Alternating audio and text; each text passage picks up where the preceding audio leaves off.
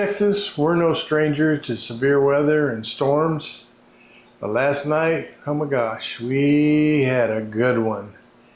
So we got hit with anywhere between 60 and 80 mile an hour straight line winds last night. Heavy rain, and we had a bunch of heavy rain previously that morning. And so about, I don't know, I'm guessing it was around 8:30, 9 o'clock roughly, we lost power. And so in the event, you know, you see I got all these fish tanks. There's 1, 2, 3, 4, 5, 6, 7 tanks in here, 1 in my living room, and 2 out in my garage. So what do you do when you lose power? Do you have a backup plan for extended periods? Because we lost power for roughly 7 hours, I'm guessing, maybe a little bit longer, because it was like 2:30, 3 o'clock in the morning when we got the power back on. And needless to say, I have sleep apnea, so I couldn't use my sleep machine. So I ain't had much sleep. Anxiety, you know, and PTSD, all that builds up with all this crap with the thunder, the lightning, the storms, the wind, or heavy rains, you know, all that goes through your mind. But when you lose your power, first thing that goes through my mind is, oh my gosh, how am I going to deal with my fish? So let me show you my solution. Now, it's not the perfect solution, but it'll get you through. I know this thing will let me probably run anywhere between 24 and 30 hours to maintain my tanks. So let me show you a little bit what I got. So what I have here is the EcoFlow, and I forget the model number of this thing. It's the River 2 Max. So I'll show you on the back side of it. On the back side, we'll get up closer here. So on the back side, you have a AC plug where you can plug it in, and then that orange plug right here, that's for solar, and it comes, well, it came with a solar panel. I think I got it as a deal, but normally you have to buy it on your own. But anyway, this is the front panel of it. Let's turn it on. And you can see, it's telling you right there, it's 100% charged. And right now, because it's not using anything, it says you got 99 hours on it. And then on the little digital display, it'll tell you how much power you're using on the bottom, and on the top is how much you're inputting. So if you're charging. And I have 1, 2, 3, 4 plugs for AC. It has USB-C and USB, the other USB. It also has a car charger where you pop this baby out and stick a car charger in there as well. Never used that. I'm not sure what these 2 little plugs are for. I don't know, have no idea. But you know, you turn the AC on right here. You can turn that, and that turns your AC plugs on. And you turn it off. These are always powered on, and you can turn this DC on and off power. But this is just a simple little lifesaver that works for me. Now, is it the perfect solution? No. The perfect solution is to have a generator backup, or to have, well, now here in Texas, there's a company called Base, which I'm very interested in, and they mount batteries on the side of your home, tie it into the electrical panel that's on the outside of your house where your meter is, and what it does is your power that's coming in on a normal day is keeping the batteries charged. In the event that there's a power outage, it automatically switches over to batteries. And I forget how many days they said you can run depending on your usage. But that's a solution. Or solar, you know, with the battery backup. There's a lot of different things out there, but you know, as a fish keeper, I don't want to lose any fish. So what did I do? So behind my 75-gallon tank there is, I did a video on the Haiger ultra quiet air pump.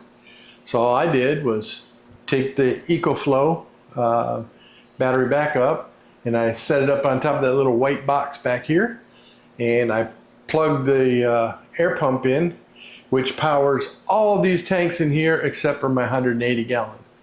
So my 180 gallon, all I did was run the power cord, because I have a Jabo wave maker that sits up in this top corner over here. I know you can't see it, but all I did was plug that in. So on this room, all these tanks were running, no problem. Airflow, water flow was doing good, no losses.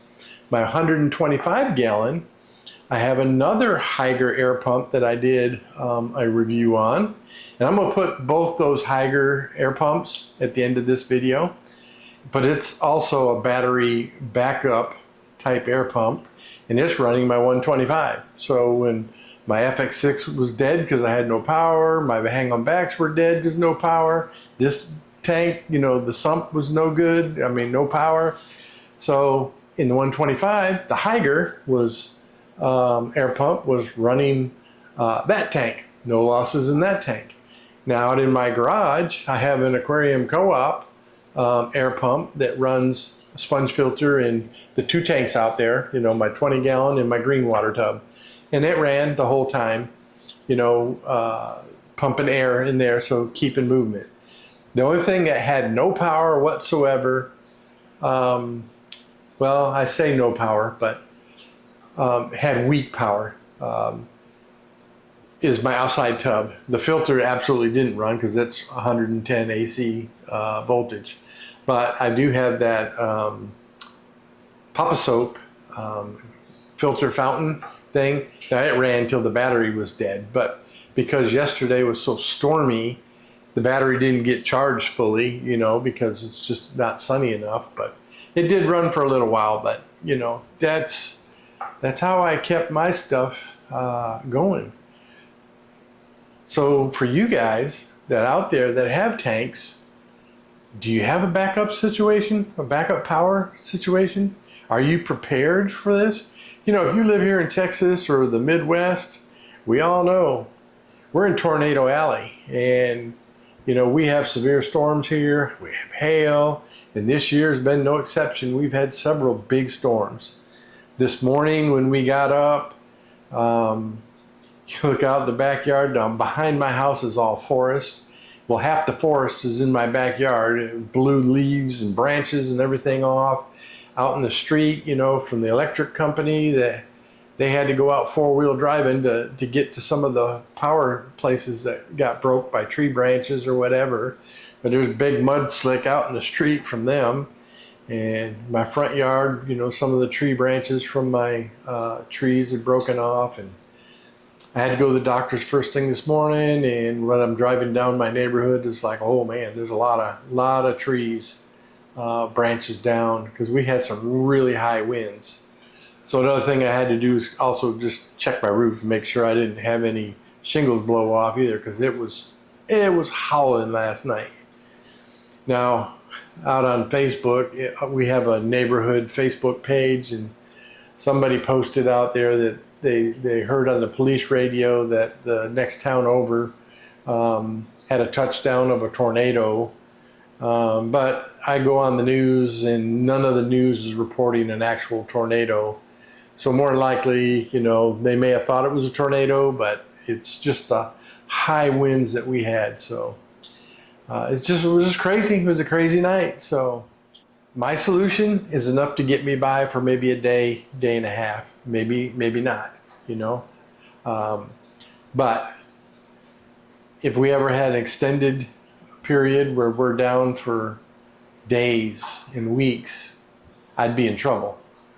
So if you're a fish keeper out there and you have fish, and especially if you have expensive fish, you better think about having something that will back up your power when you need it, because the day will come.